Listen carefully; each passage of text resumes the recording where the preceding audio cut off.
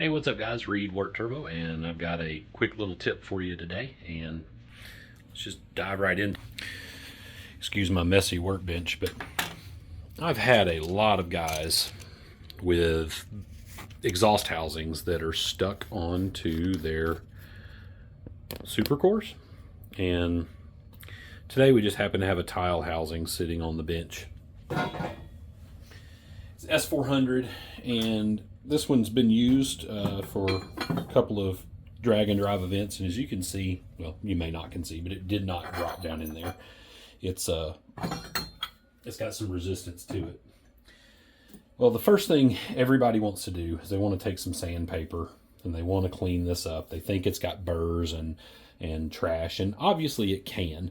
So what I want you to do is to think this through logically. This is a very precision machine part. It has to center the cartridge and the turbine wheel into the the volute of the housing very accurately. The last thing you want to go do is sand in places that it doesn't need material removed. So take a Scotch-Brite pad, a red or a green, and some brake clean, and just remove. This one's got some residual staining on it from some oil and stuff, but it's all superficial. You can't feel any of it. It will not come off. This has come right out of our ultrasonic cleaner. So the next thing people want to do is just take a hammer to it. Oh, just put a dead blow hammer and hit it, and a lot of times that'll work. But here again, you're forcing something together that's a precision component. Do not want to do that.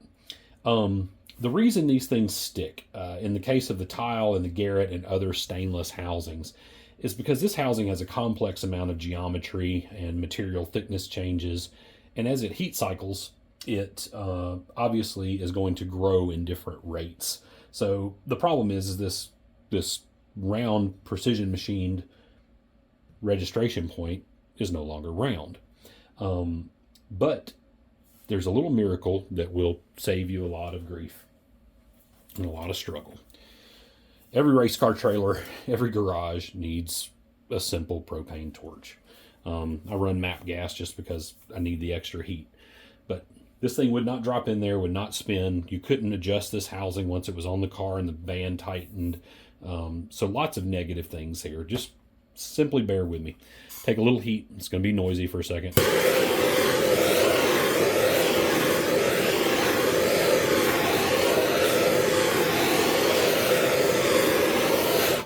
Focus that heat just on the area you want to get the growth out of. You can heat the whole housing up. It's obviously going to do the same thing. It's just going to take forever to cool, and handling it for me to package it up and send it out the door is definitely time sensitive. But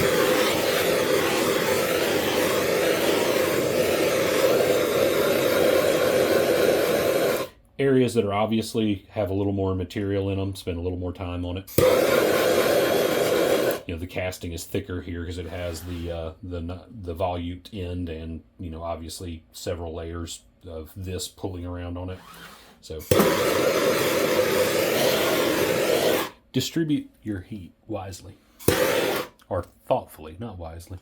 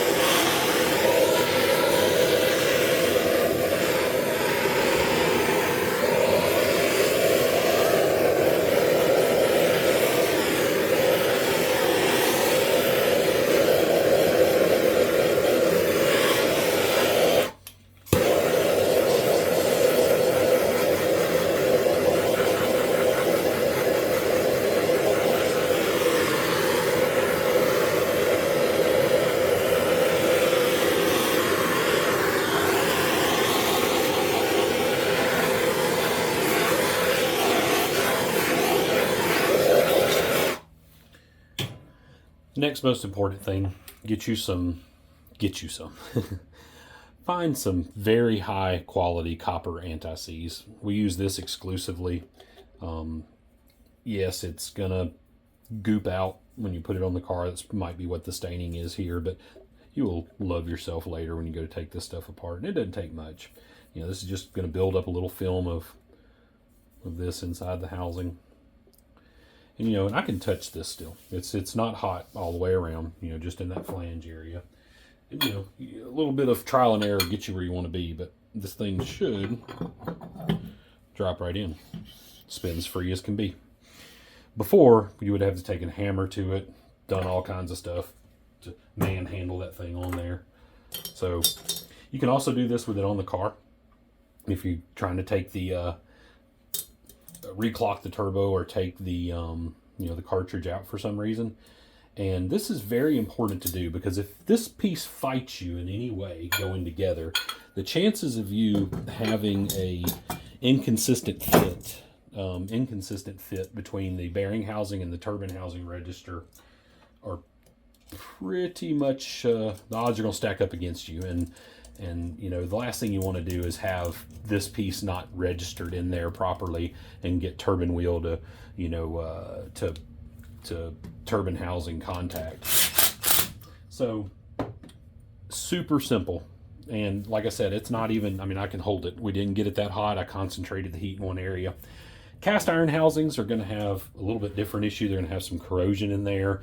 You can also have severe cases where the heat shield is swelling up and causing drag on it. But if this is a, you know, pretty well put together turbo system, you know, with a good quality housing, good quality parts, and it hadn't been on there forever, the heat is a surefire way to get you an assembly that'll go together effortlessly. Hope you found this useful. Y'all guys check me out later.